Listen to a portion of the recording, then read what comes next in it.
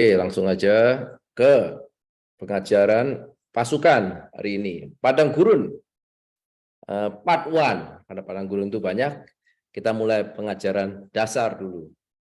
Ya, hari ini hari Rabu, dan saya mulai. Judulnya Vincero Comsel, pengajaran pasukan. Oke, padang gurun adalah sebuah proses buat setiap orang Kristen lahir baru. Semuanya lewat padang gurun. Kalau ada yang bilang, nggak mau, saya pastor, saya nggak mau lewat padang gurun. Nggak bisa. Yesus juga lewat. Daud lewat, Yusuf lewat, Musa lewat, saya lewat, ya kan? Ayo, jangan menghindari. Tapi Tuhan akan membantu kita melalui padang gurun, ya. Supaya kita mesti belajar, kata firman Tuhan, apa yang dilalui oleh orang-orang bangsa Israel dan sebagainya, supaya kita tidak mengulangi kesalahan yang sama, ya. Kita belajar. Oke, setiap anak Tuhan dalam Kristus, kita semua anak Tuhan dalam Kristus, ya, akan atau pernah melalui proses padang gurun. Kadang-kadang prosesnya bisa 2 kali dalam hidupnya. Ya, padang gurun itu apa? Itu tempat di mana kita berasa stuck di macam-macam, di bisnis, di perkawinan, di apapun, tidak bisa keluar dengan kekuatan sendiri, dan sering berpikir, berapa lama lagi Tuhan? Daud, ya, saya lagi sampai pembacaan firman Tuhan, saya sampai ke Mazmur. Daud itu di Mazmur 4, Mazmur 5, Mazmur 6. Tapi berapa lama Tuhan? Sama kan? Dia sudah diurapi oleh Samuel, tapi dia pun juga berapa lama Tuhan? Berapa lama lagi Tuhan? Ya. Jadi setiap anak Tuhan melalui proses ini, di mana kita merasa stuck bisa di kehidupan sehari-hari dan sebagainya. Minimum di Alkitab ada 10 nama-nama padang gurun. Di pengajaran ini kita akan membahas satu aja, ya, karena sudah banyak wahyunya. Bahkan Yesus juga melalui proses padang gurunnya sendiri. Langsung setelah dia dibaptis penuh dengan Roh Kudus, langsung dia masuk padang gurun. Ya. Di padang gurun itu dia dites apakah dia anak Tuhan. Langsung iblisnya tes setelah hari ke-40, hari ke-39 dites kan. Kamu masa anak Tuhan sih? Identitas dia kan. Kamu masa anak Tuhan? Coba kalau anak Tuhan kamu bisa rubah ini batu jadi roti. Dites. Itu misinya Yesus. Ingat, misi demons di tiap orang lain-lain. Dia mau menghalangi. Makanya di sini ada yang dipanggil menjadi nabi. Nanti ada tuh roh-roh kayak Bileam gitu, menghalangi kamu jadi nabi, menghalangi kamu membantu orang-orang lain gitu. Nah, itu kamu mesti lawan. Di Yesus misi demonnya ialah, masa kamu anak Tuhan sih? Masa kamu mesti disalib? Kamu jadi raja kan? Raja aja, raja dunia yang kaya raya hebat, kita kasih kamu gitu loh. Jadi tesnya begitu. Jadi kita mesti lawan tes itu, ya. Tes kita di padang gurun itu mempertajam hubungan kita dengan Tuhan dan melewati tes-tes dia. Seperti ujian, seperti sekolahnya Tuhan. Di antara setiap janji-janji Tuhan, dia punya promises, janji-janji Tuhan, dan tanah perjanjian, selalu ada proses padang gurun. Jadi saya panggil PPG, proses padang gurun. Ya, dari antara janji, nubuat, atau apa yang dari Tuhan benar-benar, ya. Banyak nubuat yang bukan dari Tuhan, tapi yang dari Tuhan, yang benar-benar, dan tanah perjanjian itu ada proses padang gurun. Setiap anak Tuhan lewat itu. Oke, terus ya. Poin pertama, Yesus sudah pernah di sana dan melewatinya. Ya. Di Lukas 4 ayat 1 dan 2, Yesus yang penuh dengan Roh Kudus. Dia penuh dengan Roh Kudus waktu dibaptis sama Yohanes Pembaptis. Kembali dari Sungai Yordan, lalu dibawa siapa? Dibawa Roh Kudus. Dia kan tunduk sama Roh Kudus saja. Dibawa Roh Kudus ke padang gurun. Siapa yang bawa ke padang gurun? Demons, bukan. Setan, bukan. Roh Kudus yang bawa dia ke padang gurun, ya. Jadi itu penting. Ayat kedua, di situ Yesus tinggal 40 hari lamanya dan dicobai iblis. Dites, itu namanya tes. Jadi firman Tuhan kalau sudah ditanam, ingat kan Yesus bilang di 4 tipe tanah itu melambangkan hati kita, itu langsung dites. Jadi ada burung gagak mau ngambil itu loh, bibitnya, ya. Jadi kalau firman Tuhan, saya tanamkan firman Tuhan ini, ya, nanti ada dites. Jadi kalian jangan mesti tolak suara-suara itu, ya. Dites juga di tanah yang baik, bukan yang berbatu, berduri, sebagainya. Supaya bisa tumbuh di hati kalian. Sama, Yesus juga sudah menerima Roh Kudus, waktu dia dibaptis, suara Bapaknya bilang, inilah anak yang kukasihi, kepadanya lah aku berkenan. Dia anak Bapa, wow, orang tahu juga. Tapi dites dulu firman Tuhan itu. Setan bilang, masa sih kamu anak Tuhan? Masa kamu mesti disalib, gitu-gitu ya. Jadi setiap firman Tuhan yang sudah masuk itu akan dites. Jadi biarkan kamu mesti menang lawan tes-tes itu, ya. Yesuslah yang akan menemani kita. Kenapa? Karena dia sudah melewati padang gurun itu. Dia sudah lolos. Jadi dia akan menemani kita kalau di padang gurun kita. Dia akan menghibur kita dan menguatkan kita di proses padang gurun kita masing-masing.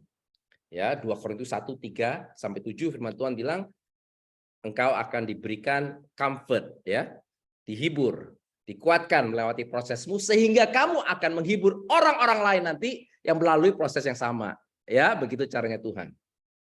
Oke, 2 Korintus 1:3-7. Oke, itu poin pertama. Yesus sudah pernah di sana, jadi dia sudah melewati, dia akan menemani kamu karena dia sudah pernah jalan di situ. Tidak mungkin kamu dimasukin padang gurun yang Yesus belum pernah melewati. Poin kedua, di padang gurun ada mukjizat-mukjizat Yesus di prosesmu. Ya, jadi Yesaya 68 ayat 11 bilang Tuhan akan menuntun engkau senantiasa dan akan memuaskan hatimu di tanah yang kering. Ya, dan akan membaharui kekuatanmu. Engkau akan seperti taman yang diairi dengan baik padahal di taman yang kering, tanah yang kering, padang gurun. Seperti mata air yang tidak pernah mengecewakan. Itu ayat Tuhan lagi. Yesaya 35, 1-2. Padang gurun dan padang kering akan bergirang. Jadi di padang gurun juga bisa ada kegirangan, ya. Padang belantara akan bersorak-sorak dan berbunga. Padahal di padang kering. Seperti bunga mawar, Yesus adalah bunga mawar Sharon, ya. Di kisah para rasul, Song of Songs, Kidung Agung 2 ayat 1. Ia akan berbunga lebat, padang gurun ini akan bersorak-sorak, ia bersorak-sorak dan bersorak-sorai, ya. Itu di Yesaya 58-35. Jadi akan ada mukjizat-mukjizat kecil dan besar di padang gurun. Jadi saya kesaksian sedikit, waktu saya di padang gurun saya, proses itu saya terikat dengan hutang macam-macam, ya. Saya berusaha dengan tim-tim yang udah profesional sangat baik, tapi tidak bisa. Nggak bisa lepas, ada something spiritual. Begitu saya lewat padang gurun, satu demi satu Tuhan lepaskan jaring laba-laba itu. Sampai akhirnya hilang semuanya. Dan Tuhan pakai saya setelah itu. Jadi itu proses juga di mana mukjizat-mukjizat terjadi di saat waktu yang tepat. Seperti lagu tadi bilang, waktunya itu tepat, ya Tuhan itu, ya, luar biasa. Kalau dengan kekuatan saya sendiri pasti nggak bisa. Oke. Poin nomor 3 di padang gurun. Itu menajamkan identitas kita. Siapakah aku ini? Ya, ini penting. Di padang gurun semua yang dianggap tidak perlu buat misi Tuhan di hidup kita, itu akan di-prune. Prune itu bahasa Inggris, ya. Dibersihkan dan dipertajam oleh Tuhan, seperti pokok anggur di Yohanes 15 1-5. Mesti di-prune, kalau bahasa Indonesianya apa itu? Dikikis, ya, Pak, di apa gitu supaya tumbuh lebih banyak berbuahnya. Pasti dipotong. Ya, supaya kita berbuah lebih banyak. Dan nggak perlu sama Tuhan dipotong. Identitas kita dipertajam. Siapakah aku? Siapakah aku dalam Kristus? Ya, itu dipertajam. Aku bukan harta bendaku. Tuhan bilang enggak, let it go, surrender. Ya kan? Aku bukan pekerjaanku atau titelku. Aku tuh prajurit di ABRI. Oh, enggak peduli sama Tuhan. God is not a respecter of person kalau bahasa Inggrisnya. Dia enggak peduli kamu itu anak umur 5 tahun, 45 tahun, Anda itu presiden Indonesia, Anda itu konglomerat Indonesia, nggak peduli dia. Nggak peduli. Kamu itu siapa? Bukan harta bendamu. Kamu bukan kedudukan atau titelmu, bukan pekerjaanmu. Kamu itu bukan istri atau suamimu juga. Atau anak-anakmu, itu bukan kamu. Kenapa? Karena kita ke surga tidak bergandengan tangan. Matius 24, Matius 25. Ya kan? Ingat, 5 perempuan bodoh dan pinter kan? Ke surganya masing-masing loh. Nggak bisa anak-anak dan sebagainya mesti diajar minyak dewek. Nggak bisa. Daddy tolong bacain Bible buat aku. Nggak bisa kan baca Bible sendiri. Saya cuma bisa nerangin aja. Tapi itu minyakmu sendiri. Ya kan? Suami istri juga, sorry. Kita nggak bergandengan tangan ke surga. Ya. Jadi siapakah sebenarnya kalian ini? Siapa aku? Oh, definisi aku kalau dari dunia, Pastor. Saya itu ialah pekerja, saya mesti begini, aku stres kalau anakku nggak begini, aku stres kalau istriku nggak begini atau suamiku begini, aku harus kejar target, kalau nggak aku stres sekali dan sebagainya, mertua sebagainya. Bukan. Itu yang dibenarkan sama Tuhan, hati dan identitasmu di padang gurun. Kita tuh siapa? Nah, setelah kita di padang gurun baru ngerti. Di dalam Yesus aku adalah anak Tuhan. Dipanggil dan dilatih menjadi prajurit di akhir zaman ini. Untuk menghasilkan buah-buah keselamatan dan buah-buah lainnya di kerajaan surga. Itu panggilanku di sini. Harta dan sebagainya itu cuma membantu pekerjaan Tuhan hidupku. Nah, itu yang dirubah di proses padang gurun saya yang mulai 2017 awal Januari sampai sekarang. Identitas saya sudah berubah. Dulu saya businessman top 20 under 20 top 30 under 30 atau gimana lupa, top 40 under 40 lupa apa di Perth. Sebagainya bisnis ini dan sebagainya, guru engineering di university terkenal di Perth. Sekarang nggak penting buat Tuhan. Sorry, nggak penting semua itu. Nggak penting semua. Keluar dari Facebook, keluar dari ini. Ayo, sekarang kamu kerja buat aku, Tuhan bilang. Yang lainnya di-prune. Ngerti ya? Identitas kita dirubah. Dirubah. Sama kita nggak jadi peduli lagi sama orang bilang apa sama kita. Kenapa? Karena identitas kita yang kita peduli sama komandan kita aja. Oke? Ada yang chat. Dipangkas, terima kasih. Prune. Ya. Poin 4. Padang gurun membuat kita sabar dengan apa? Misteri-misteri Tuhan. Jadi di padang gurun itu ada misteri. Oh, interesting. Kok bisa ya? Kok bisa kita semua bisa kenal lewat ini di Deliverance Ministry. Kok bisa kenal semua di sini? Itu misteri loh, saudara-saudari. Ya kan? Dan kita dibuat sabar. Jadi ada 2 kata penting sini, dibuat sabar dan misteri. Tuhan pakai misteri dia. Ya, di padang gurun. Sabar.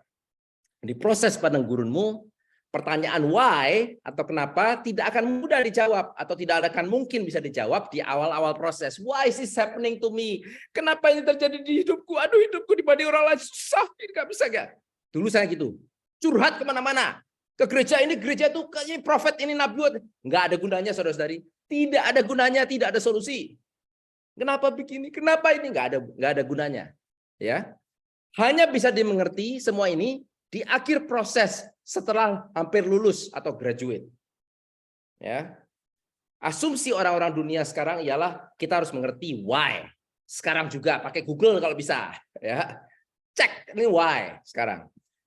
Tapi ini bukan caranya Tuhan. Tuhan memakai misteri-misteri di proses padang gurun kita. Bisa cek di 1 Timotius 3:9. Pelajari misteri-misteri di hidupmu, ya. Misteri-misteri keselamatan. Di proses padang gurun kita, jalan itu tidak kelihatan. Saudari, tak ulangi ya, supaya dengar. Di proses padang gurun, jalan tidak kelihatan. Kita mesti kemana, nggak kelihatan jalannya. Kalau sudah di padang gurun, bingung kabeh. Stuck, bingung. Nggak kelihatan jalannya. Jadi kita harus percaya sama Kristus 100%. Itu toh. Nggak bisa percaya sama orang-orang di sekitar kita, harta benda, titel, nggak bisa. Jalannya itu cuma selangkah demi selangkah, sehari demi sehari, day by day, jalannya gitu toh. Itu kalau di padang gurun. Nggak kelihatan jalannya soalnya. Petanya juga nggak tahu. Ya. Setiap misteri akan menjadi miracle, mukjizat, ketika kita sabar menunggu. Jadi mesti sabar, jalan terus. Kalau susah hidupmu lagi di padang gurun, jalan terus. Ya, selangkah demi selangkah, nggak usah analisa. Zaman sekarang kan orang-orang sekolah-sekolah itu pintar analisa ya. Kalau nanti ke sini gini, pastor. Kalau saya nanti ke sini, saya senarionya bisa ke B begini. Kalau C begini, aku bilang. Kalau sama Tuhan tuh ya, dulu saya juga kayak gitu karena lulusan universitas kan, mikirnya itu bisa ada 4 senario gitu. Tidak bisa sama Tuhan. Sama Tuhan tuh selangkah demi selangkah. Tidak kelihatan jalannya. Ya kalau di proses padang gurun. Tapi kamu mesti percaya, ini kan saya sudah buktikan, setiap misteri akan menjadi miracle ketika kita sabar menunggu. Kata-kata sabar itu penting karena jawaban Tuhan dari doa ya adalah ya, tidak, dan tunggu. Saya ulangi ya. Jawaban Tuhan di doa adalah ya, tidak, dan tunggu. Kadang-kadang ada yang nanya saya, kapan pastor schedule-nya ini saya, saudara saya. Roh Kudus belum kasih lampu hijau. Tunggu katanya. Ya udah saya belum. Tapi kadang-kadang Roh Kudus bilang ini urgent, ya urgent gitu loh. Di padang gurun kamu akan menjadi intim dengan suara Roh Kudus. Oke, poin 5. Tuhan mau merubah di padang gurun itu perspektif Anda dan yang paling penting apa? Karakter Anda. Karakter Anda dibuat sampai di dalam hati yang terdalam itu diperes sampai keluar dari mulut. Kata Yesus bilang, dari hatimu terdalam keluar lewat mulutmu. Apa yang di hatimu saya dibersihkan ke dalam ya. Di 2 Korintus 4, 16-18 itu ditulis. Sebab itu kami tidak tawar hati. Tetapi meskipun manusia lahiriah kami semakin merosot, tapi manusia batiniah kami diperbaharui dari hari ke hari. Sebab penderitaan ringan yang sekarang ini mengerjakan bagi kami kemuliaan yang kekal, yang melebihi segala-galanya, jauh lebih besar dari penderitaan kami sekarang. 2 Korintus 4 ya. Ayat 18, sebab kami tidak memperhatikan yang kelihatan, melainkan yang tidak kelihatan, karena yang kelihatan adalah sementara, sedangkan yang tak kelihatan adalah kekal. Nah, saya mau analisa ya. Ini kalau baca begini mungkin udah pernah dengar. Tapi saya mau analisa. Begini cara analisa ayat itu. Ini ada 4 poin di sini. 1, penderitaan kita itu sebetulnya ringan. Haleluya. Ringan, benar kan? Nomor 2, penderitaan kita itu adalah sementara. Ada waktunya nanti dengan Yesus kita keluar dari padang gurun. Ringan dan sementara. Poin ketiga, kita mesti fokus kemana nih? Ke penderitaan, curhat-curhat ke penderitaan, atau fokus yang tidak kelihatan, yaitu Yesus.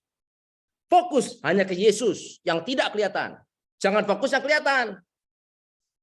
Dan nomor 4, kita mesti tahu apa yang purpose-nya, apa sebetulnya yang lagi dikerjakan di kita.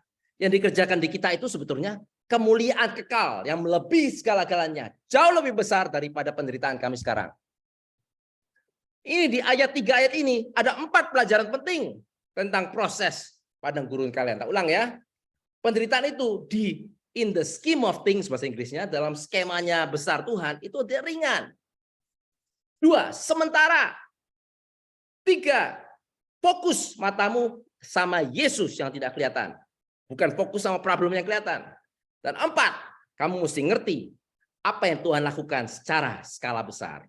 Yaitu mengerjakan kemuliaan, karaktermu dirubah, perspektifmu dirubah menjadi seperti Kristus. Melebihi itu buat Tuhan adalah lebih penting dari segalanya. Ya, jadi setiap ayat yang kalian baca harus bisa mengambil dengan bantuan Roh Kudus poin-poin penting. Jadi kalau baca jadi ngerti. Gitu. Oh, penderitaanku ringan, aku fokus ke Yesus. Gitu loh ya, ngerti ya? Oke, poin 6. Ini wilderness, padang gurun pertama. Ada padang gurun namanya Shur. Oke. Pelajaran-pelajaran dari wilderness of Shur. Ini terjadi di Keluaran 15.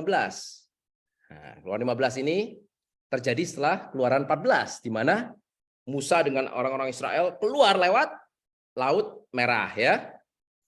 Bernyanyilah dia Musa, itu sebetulnya the first worship song di Alkitab.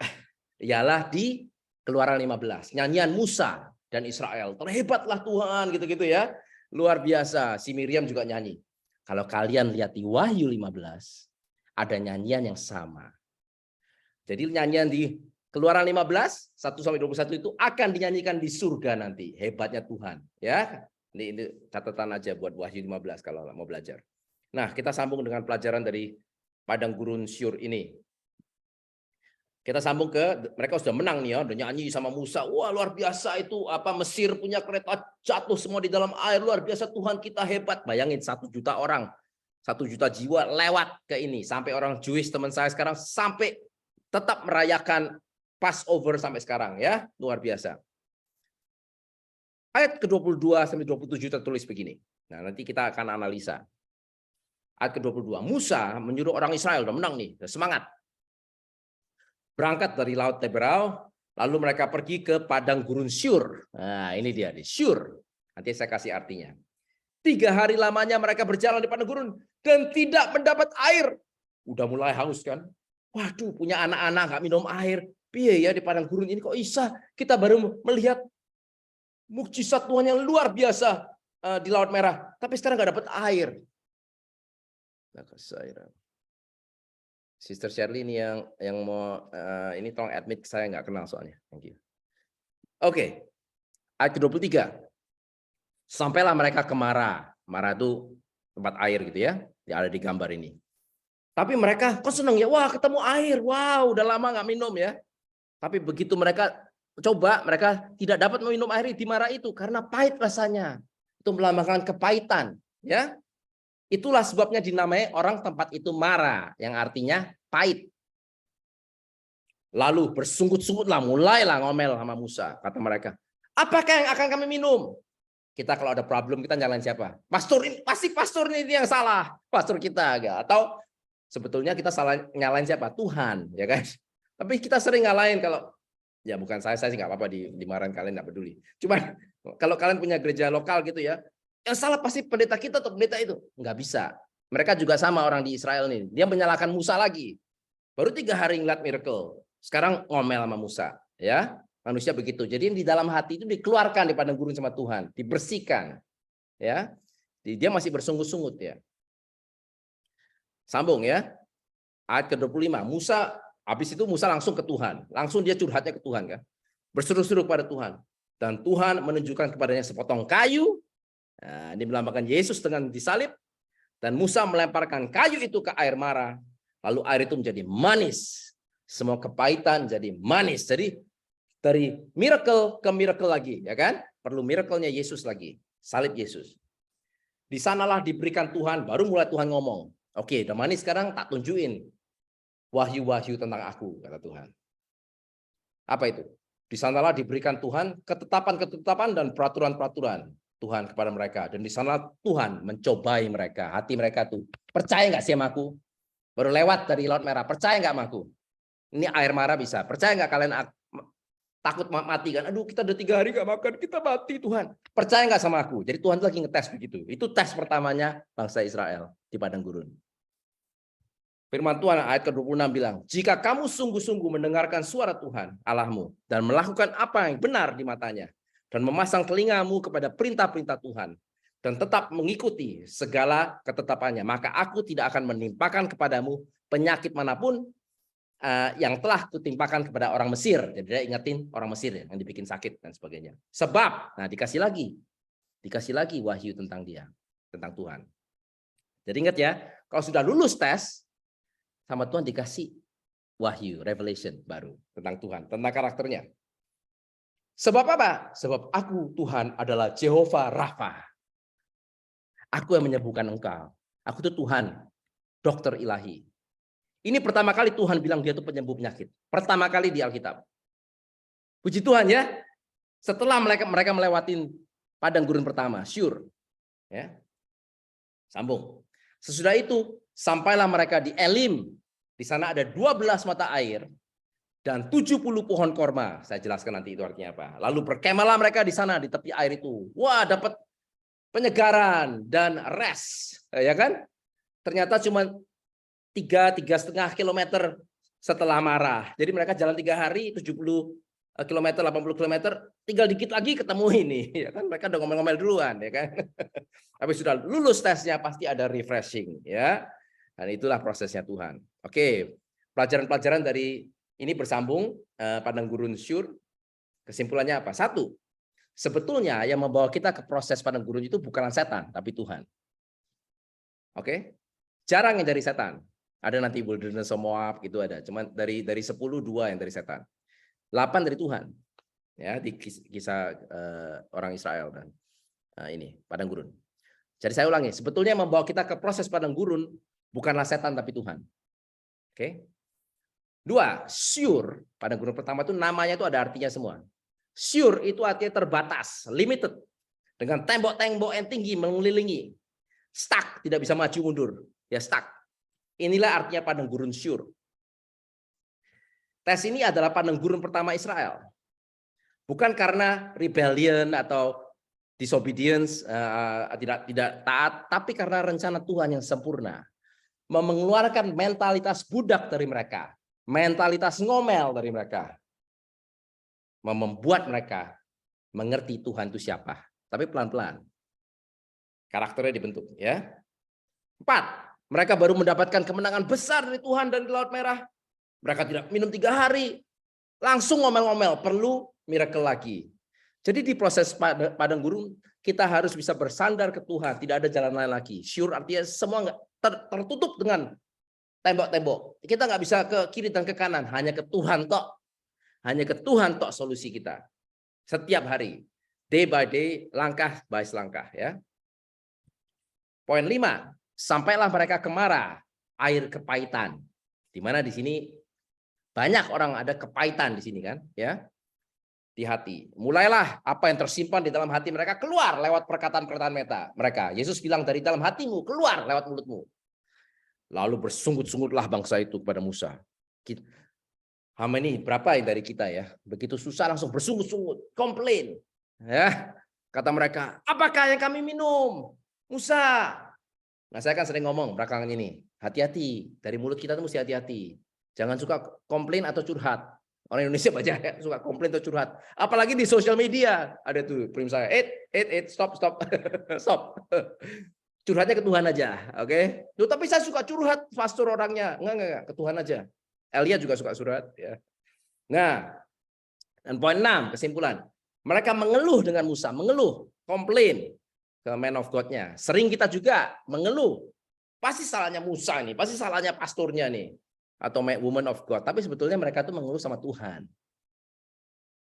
Kenapa sih Tuhan kayak gini? Mungkin Tuhan kita kurang hebat kali ya. Kok kita sampai stuck di sini? Gitu loh. Di dalam hatinya sebetulnya itu yang dites sama Tuhan. Jadi hindarilah mengeluh untuk mempercepat proses tesmu dan self pity. Self pity, ada yang nulis bagus sekali, adalah the devil's babysitter. Ngerti ya? Neninya devil, oke? Setan. Jangan mau self pity. Saya waktu di awal proses sangat self pity. Tidak ada cerita orang yang lebih susah dari saya, itu jarang di saat itu ya. Terus aku mikir-mikir tidak ada gunanya aku cerita semua ini karena akhirnya nggak ada solusinya gitu loh. Tambah orang-orang, waduh ceritamu susah banget Ri, aku nggak bisa bantu kamu gitu loh. Nggak ada orang bisa bantu, cuma doa kita doain aja nggak ada solusinya ya. Jadi self pity itu nggak ada gunanya. Oke. Psikologi bilang ada gunanya, nggak ada. Ke Tuhan aja. Roh Kudus dengerin kok. 7. Proses padang gurun membuktikan kita anak-anak Tuhan. Dia bilang, ya kan? Bukan orang Mesir, kita tuh anak Tuhan. Jadi ada peraturannya dari anak Tuhan juga di saat itu. Ya. Jadi tuh kita kalau dimasukin padang gurun, berbahagialah karena itu berarti kamu anaknya Tuhan. Tuhan tuh sayang baik kamu. Dia mau ngomong sama kamu di padang gurun. Padang gurun bahasa Hebrew-nya ialah desert itu ialah the Lord speaks atau the Lord berbicara. Ya, jadi di desert itu Tuhan mau bicara sama kamu, perorangan. Di sini kita dites, nomor 8. Berapa percayakah kita ke Tuhan di tengah-tengah kesulitan kita? Makanya kalau lagi sulit paling hebat apa? Worship. Benar kan? Di Alkitab ada tulisan give sacrifice of worship. Beri persembahan worship. Kenapa? Karena kalau lagi susah, worship itu susah. Ada yang bilang sama saya, Pastor, percuma saya kesaksian atau worship kalau hatinya masih belum beres semuanya, maksudnya ini. Saya bilang salah kamu, worship dulu. Worship dulu. Itu persembahanmu buat Tuhan. Yang persembahan yang diterima oleh Tuhan. Berapakah kita percaya ke Tuhan di tengah-tengah kesulitan kita? Si Paulus sama si Silas di penjara. Di tengah malam mereka ngapain? Worship. Worshipnya di gereja, di penjara. Ya kan? Yesusku luar biasa. Gitu. Gak tahu lagunya apa itu. Ya. Akhirnya kan langsung penjaranya lepas semua kan? Jadi kita mesti worship di tengah kesulitan kita. Itu tes ini. Berapakah percaya kita ke Tuhan di tengah-tengah kesulitan kita? Yesus dan salibnya dilampangkan dengan kayu pohon yang dilempar ke Mara, merubah air yang kepahitan menjadi manis. Miracle. Jadi ingat, semua solusi, ini penting ya, dari semua problem di proses padang gurun kita, cuma ada satu, Yesus. Semua solusi dari semua problem kita itu Yesus. Tapi dengan kuasa Roh Kudus, lewat wafat dan kebangkitan Yesus di kayu salib. Ya, ada komen. Oke. Nomor 10. Kita, ini penting ya, kita memperpendek tes kita dengan mengerti di padang gurun, dengan mengerti maksud besar purpose-nya Tuhan buat tes itu. Dengan sepenuh hati kita ngerti. Jadi kita lebih humble. Kalau masuk proses padang gurun, pasti jadi humble. Karena identitas kita hilang semua yang sebelumnya. Aku bos besar dulu. Aku cuannya banyak. Gak peduli Tuhan. Masuk proses padang gurun, berubah kita. Oh ya mungkin uangnya masih masuk, tapi itu bukan punya aku, punya Tuhan. Beda mikirnya. Beda. Itu buat ini proyeknya Tuhan di hidupku. Aku cuman steward, bahasa Indonesia apa ya steward itu ya? Kayak bendahara Tuhan gitu loh, steward, you know? Kayak yang jaga penjaganya dia tok gitu loh ya. Jadi berubah kita punya hati itu. Kita punya dependence, kita cuma bersandar pada Yesus saja, kekasih kita, mempelai kita. Ya, nggak ada orang lain lagi. Setelah lulus tes, kita akan mendapat wahyu yang baru tentang Tuhan di hidup kita. Dan karakternya, contohnya akulah Jehovah Rafa. Wah, ngerti kita. Wah, benar ngerti ya tuh. Yang bisa menyembuhkan air marah juga bisa, menyembuhkan penyakit kanker juga bisa. Bisa. Dan baru kita ngerti, wah Tuhan kita luar biasa ya, gitu loh. Nggak ngerti kalau nggak melewati ini. Kalau sudah lulus tesnya, kita juga akan mendapatkan penyegaran dan rest istirahat. Sesudah itu sampailah mereka di Elim. Sudah lulus tes kan? Di sana ada 12 mata air dan 70 pohon korma. Lalu berkemahlah mereka di sana di tepi air itu. Dan ini menggambarkan angka-angka di Alkitab itu menggambarkan hal-hal penting. 12 mata air menggambarkan 12 anaknya Yakub. Ya, suku-suku Israel dari Ruben sampai Juda sebagainya ya. Manaseh dan Isakar dan sebagainya. Dan 70 menggambarkan waktu anak-anak keturunan Yakub pindah ke Mesir, waktu Yusuf sudah jadi ini ya, governor ya, pindah totalnya di Kejadian 46 ayat terakhir 70 orang masuk ke Mesir. Ya, dari 70 menggambarkan semua anak-anak Tuhan, 12 menggambarkan suku-sukunya Tuhan. Jadi semuanya setiap suku mendapat mata air dan setiap orang Tuhan mendapat pohon korma, ya. Jadi ini juga menggambarkan 12 juga menggambarkan murid-murid Yesus dan 70 menggambarkan orang-orang Yesus yang dikasih misi untuk menyembuhkan orang sakit dan demons ya. 70 orang dikirim ya. Jadi mengerti ya, angka 12 dan 70 berarti semua anak-anak Tuhan dan pekerja-pekerjanya diberi istirahat yang unik. Jadi itulah kalau lulus tesnya yang pertama akan mendapat wahyu tentang Tuhan di hidupmu dan juga mendapat penyegaran dan rest ya. Oke, itu yang pertama. Jadi saya pikir sampai situ dulu. Mungkin ada pertanyaan.